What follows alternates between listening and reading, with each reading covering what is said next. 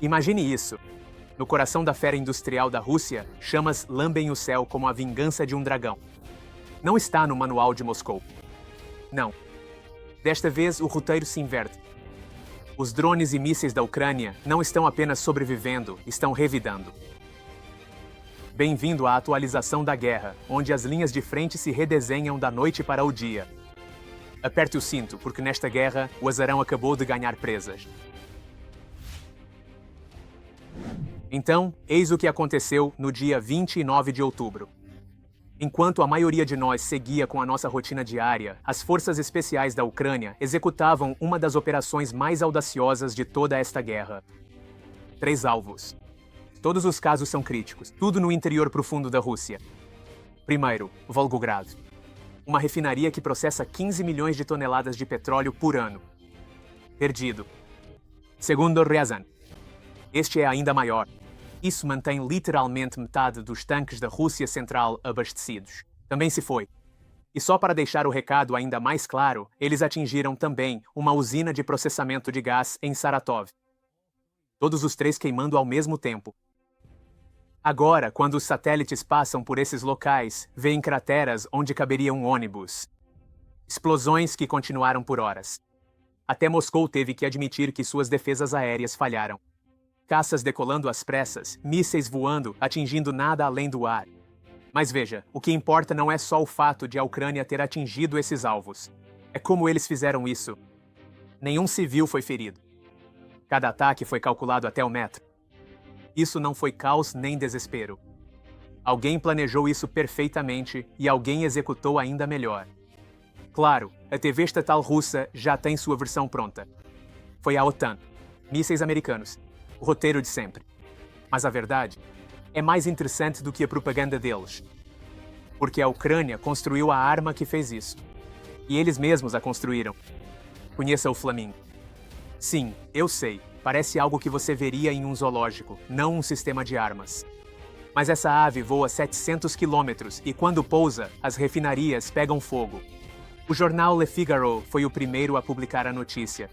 Há poucos dias, Zelensky participou de uma reunião privada e finalmente confirmou o que analistas militares vinham comentando há meses. 9 missões. 9 ataques bem-sucedidos. Tudo com esta única arma. 700 quilômetros. Pense nisso por um segundo. Essa distância é suficiente para atingir praticamente qualquer coisa na Rússia Ocidental, lançando o míssil a partir de uma posição relativamente segura. Mas a distância é apenas metade da história. Essa coisa passa pelas defesas aéreas russas como se elas nem existissem. Sistemas S-400? Aquelas de que a Rússia tanto se gaba? Inútil. Zelensky afirmou que este é o míssil mais eficiente que a Ucrânia já construiu. Charles Lascourier, do Le Figaro, investigou como ela foi feita. Descobriu-se que ela veio de uma startup chamada Firepoint. Não foi uma grande fábrica estatal, e sim uma startup. Eles pegaram peças comerciais, experiência de campo de batalha e pura necessidade, e construíram algo que está tirando o sono dos generais russos. Ninguém tem certeza se ela é subsônica ou se consegue ultrapassar velocidades supersônicas, mas, sinceramente, os executivos do petróleo russo provavelmente não se importam com as especificações técnicas enquanto veem suas instalações pegando fogo. Eis o que as pessoas precisam entender. Não se trata de vingança. A Ucrânia está jogando xadrez enquanto todo mundo ainda está aprendendo damas. Cada refinaria atingida significa menos combustível para os tanques russos. Menos combustível significa menos ataques. Menos ataques significam vidas ucranianas salvas. Matemática simples, execução brutal. E enquanto Moscou se esforça para proteger sua pátria, enfrenta uma escolha impossível. Recuar as defesas aéreas da linha de frente para proteger as refinarias de petróleo. Ou deixá-los expostos e continuar perdendo combustível. De qualquer forma, a Ucrânia vence. Isso já não é mais defesa. Isso é controle. Ok, então a Ucrânia pode atingir alvos russos. Isso é impressionante. Mas há uma história maior aqui, uma que vem se desenvolvendo silenciosamente enquanto todos estão focados nas explosões. A Ucrânia não está mais apenas lutando. Eles estão construindo, vendendo e se tornando absolutamente essenciais para a defesa ocidental. No mês passado, a Ucrânia fez algo que ninguém imaginava há 3 anos. Eles abriram seu mercado de exportação de armas. Não simbolicamente, abriram de verdade. 2 bilhões de dólares em contratos assinados em apenas 3 meses. Deixe isso assentar. O país para o qual todos estavam enviando ajuda agora é quem está fornecendo armas. E antes que você pense que essa é uma história bonitinha sobre ajudar um aliado, deixe-me ser claro. A Europa não está comprando armas ucranianas por caridade. Eles estão comprando porque estão desesperados. Traço 1. A Gaze fez uma investigação profunda sobre isso e os números são chocantes. A Europa não consegue fabricar munição rápido o suficiente, nem de perto. Os pedidos estão acumulados por anos. As instalações de produção estão operando em capacidade máxima e ainda assim não dão conta. Enquanto isso, a Ucrânia está produzindo 1 milhão de projéteis por ano. Granadas de artilharia, munições de precisão, drones, e eles estão realmente superando a produção da Rússia em várias categorias-chave, mesmo com o Irã ajudando Moscou. A Dinamarca percebeu isso primeiro. Eles pegaram bilhões de euros e, em vez de comprar armas de fornecedores tradicionais, financiaram diretamente a produção ucraniana. O resultado: a Ucrânia quadruplicou sua produção de obuseiros autopropulsados Bodana em menos de um ano. Novas fábricas, novos empregos, novas armas indo direto para a linha de frente. E agora todo mundo está copiando o modelo. Veja o que está acontecendo. A Rheinmetall, uma das maiores empresas de defesa da Europa, não está mais apenas consertando tanques na Ucrânia. Eles estão fabricando veículos blindados lá. Veículos blindados Fuchs estão saindo das linhas de montagem ucranianas neste exato momento. Veículos de combate de infantaria Lynx estão planejados para 2026. A BAE Systems abriu um escritório em Kiev, especificamente para compartilhamento de tecnologia de artilharia. A Thales e a Leonardo estão fazendo parcerias com empresas ucranianas em sistemas de defesa aérea e guerra eletrônica, projetados para destruir drones iranianos Shahed. Você quer saber o que torna isso diferente do que a fabricação tradicional de defesa? Velocidade. Uma ideia vai do esboço ao campo de batalha em meses, às vezes em semanas. O feedback dos soldados chega aos engenheiros no dia seguinte.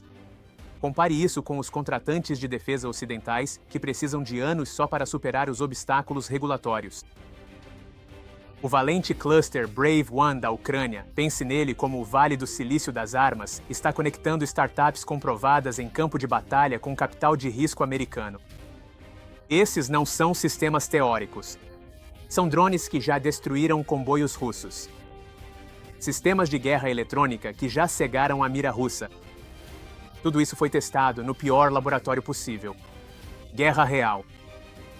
Mas há outra camada nisso que os planejadores de defesa estão finalmente reconhecendo.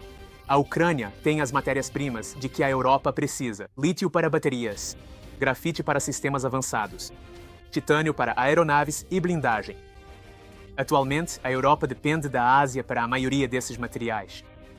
Uma crise geopolítica no Pacífico e a produção de defesa europeia entra em colapso.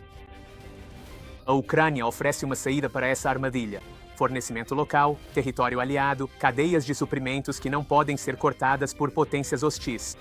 Como destaca o The Gaze, isso não se trata de caridade ou de valores de aliança. É lógica fria e estratégica. A Ucrânia torna o Ocidente mais seguro ao torná-lo mais autossuficiente.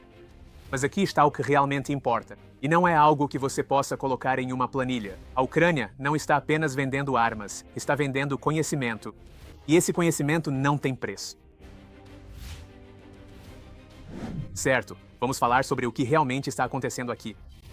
Porque por trás de todos os acordos de armas e inaugurações de fábricas, está ocorrendo uma mudança fundamental. A Ucrânia não está mais pedindo ajuda, está oferecendo parceria. E há uma diferença enorme entre essas duas coisas. Ouça como os oficiais ucranianos falam com os comandantes da OTAN agora. Não é, vocês podem nos ajudar? É, aqui está o que aprendemos, aqui está o que funciona, aqui está o que não funciona. 3 anos de combate de alta intensidade. Do tipo que os estrategistas militares teorizam, mas rezam para nunca vivenciar.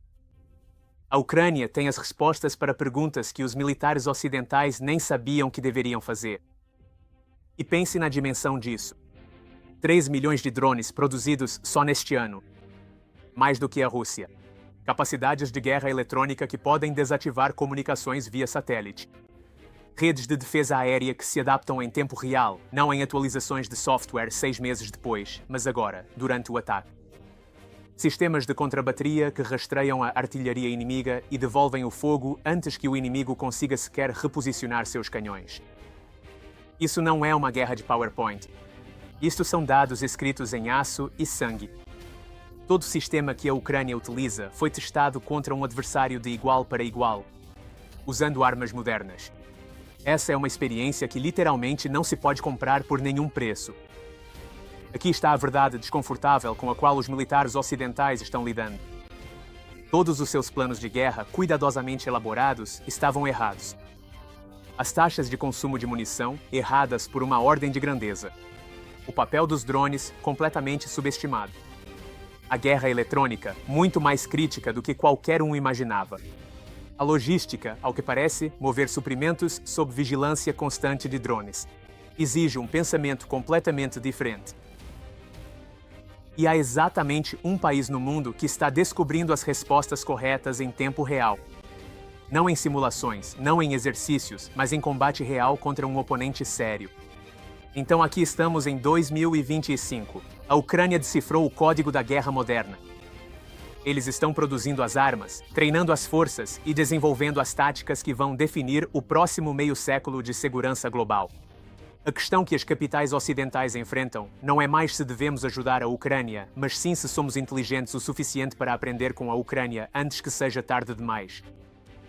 Porque sejamos honestos sobre o que a invasão da Rússia revelou. A defesa europeia era um castelo de cartas. Estoques de munição que durariam dias, não meses. Cadeias de abastecimento vulneráveis a interrupções.